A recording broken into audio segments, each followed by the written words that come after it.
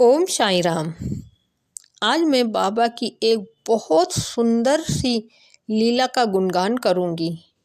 यदि आप मेरे चैनल में पहली बार हैं तो मेरे चैनल को सब्सक्राइब करें, लाइक करें और कमेंट करें। और यदि आपके पास भी कोई अनुभूति है बाबा की, कोई चमत्कार हुआ है और आप मुझे शेयर करना चाहते हैं तो प्लीज़ मेरा नंबर स्क्रीन पे रहेगा, तो आप प्लीज़ मुझे कांटेक्ट करके अपना अनुभूति शेयर कर सकते हैं। साईं की अनुभूति, साईं की लीलाओं का गुणगान करने से कोई महिमा कम नहीं होती है। कोई भेदभाव मन में न रखें। आज मैं बाबा की उस लीला का वर्णन करूंगी जिस भक्त के मन में जो भेदभाव होते थे उनको बाबा किस तरह उपदेश दिया करते थे। और ये कोई मन गढ़ंत कहानी नहीं है, ये सच्ची कहानी है। ये उस समय की कहानी है जब बाबा देह रूप में शिरडी में विराजमान थे। अपने भक्तों की मन की व्यथा जानकर बाबा किस प्रकार अपने भक्त को उपदेश दिया करते थे और उनके अपने भक्तों की मन की शंका कुशंकाओं का नाश कर दिया करते थे। यदि आप मेरे चैनल में नए हैं तो चैनल को सब्सक्राइब करें और बाबा की सुंदर लीलाओं का श्रवण करें। ओम साईं राम। रामचंद्र मराठे। श्री रामचंद्र मराठे का श्री साईं बाबा संस्थान शिरडी से 32 वर्ष पुराना संबंध है।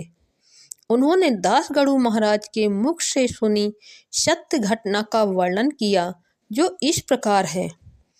औरंगाबाद जिले में बैजापुर तालुका है। वहाँ के तहसीलदार के घर कोई संतान नहीं थी। संतान प्राप्ति के लिए उन्होंने हर संभव उपाय किए लेकिन कोई सफलता नहीं मिल पाई। निराश होकर वे बाबा की शरण में शिरडी आए। बाबा ने आशीर्वाद देते हुए अपने हाथों से एक नारियल उनकी पत्नी की झोली में डाला और वापस घर जाने के लिए कहा। कुछ दिनों के बाद उन्हें पुत्र रत्न की प्राप्ति हो गई। तब वे परिवार सहित पुत्र को लेकर बाबा के दर्शन के लिए शिरडी आए। तहसीलदार जाति के कट्टर मुसलमान थे। मुसलमानों के रिवाज के अनुसार वे मेवे और मिठाइयों की थाल द्वारिका माई लाए और उन्हें बाबा के समक्ष रख दिया। श्री साईं बाबा अपने अंतर ज्ञान द्वारा मुसलमान के कड़वे मिजाज को जान गए थे। उन्होंने कहा, ये सारे थाल उठाकर हनुमान की मूर्ति के सामने रख दो और प्रसाद के रूप में खैरात में बांट दो। यह आज्ञा मुसलमान को पसंद नहीं आई। वह अड़कर वहीं खड़ा हो गया। मुसलमान धर्म के अनुसार जब तक फतीहा नहीं पढ़ा जाता तब तक किसी वस्तु को बांटने योग्य नहीं समझा जाता। उस पर हनुमान तो हिंदुओं के देवता हैं, इसीलिए उसका मन यह करने के लिए तैयार नहीं था।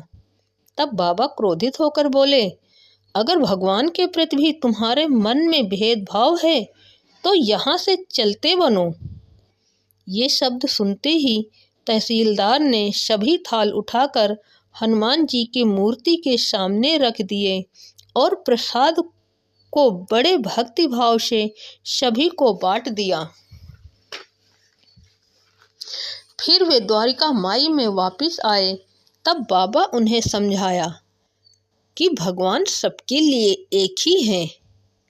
जो मुसीबत में है उन्हें तू सहायता करता है। अंधे के हाथ की तू लाठी बनता है। जो दुखी संसार की पीड़ा सह रहे हैं, हे नारायण तुम उनका साथ देते रहो। ओम श्री साईं नाथाय नमः।